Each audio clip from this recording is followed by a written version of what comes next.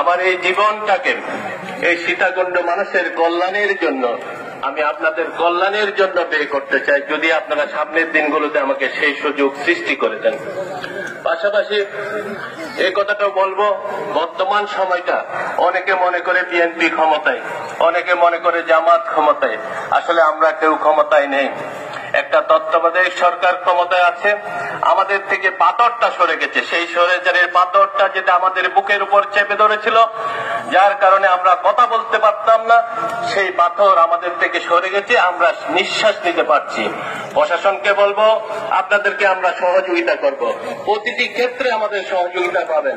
আমাদের ছেলেপেলেরা কোনো অন্যায় করলে আমাদেরকে বলবেন, আমরা তার ব্যবস্থা নিব, আমাদের প্রত্যেকের ব্যবস্থা নিব। তবে আমি থানা প্রশাসনকেও বলতে চাই, বিশেষ করে আমাদের ওসি সাহেব, কিছুদিন আগে একটা মার্ডার ঘটেছে, নাসির হত্যা।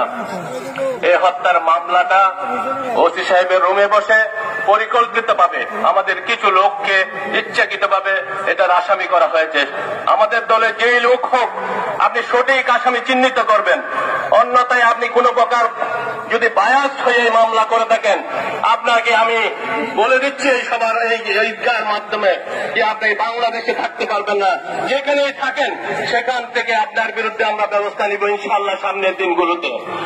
এই ছেলেগুলো বিগত অনেক সময় আমার সাথে জেলে কেটেছে। হ্যাঁ, তাদের অনেক ছোটখাটো অপকর্ম আছে, কয়েকজনের অনেক অপকর্ম আছে, আমি জানি। তাদের এই অপকর্মগুলো হয়তো এরকম সিরিয়াস কোনো অপকর্ম তাদের নেই।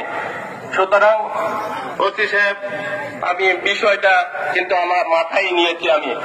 তো এভাবে আমাদের অনেক মিডিয়াও ইচ্ছাকৃতভাবে এই কথাগুলোকে অন্যায়ভাবে প্রচারণা করে। সুতরাং এটা কোনো রাজনৈতিক মঞ্চ নয়, কিন্তু বিষয়টা অবকাশ নয়। যে কোনো সন্ত্রাসের আমরা সামাজিকভাবে প্রতিরোধ করব।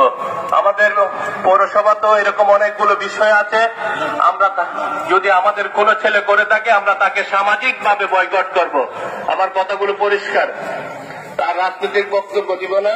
সবাই মিলে আমরা সামনের দিনগুলোতে সঠিকভাবে যাতে আমরা দিনগুলো চলতে পারি, এবং আপনাদের সকলের সহযোগিতা নিয়ে এই সীতাকুণ্ডকে যেন আমরা কল্যাণমূলক রাষ্ট্র করে তুলতে পারি, সেই বিষয়ে সবার সহযোগিতা কামনা করে সামনের দিনগুলোতে একসাথে চলা।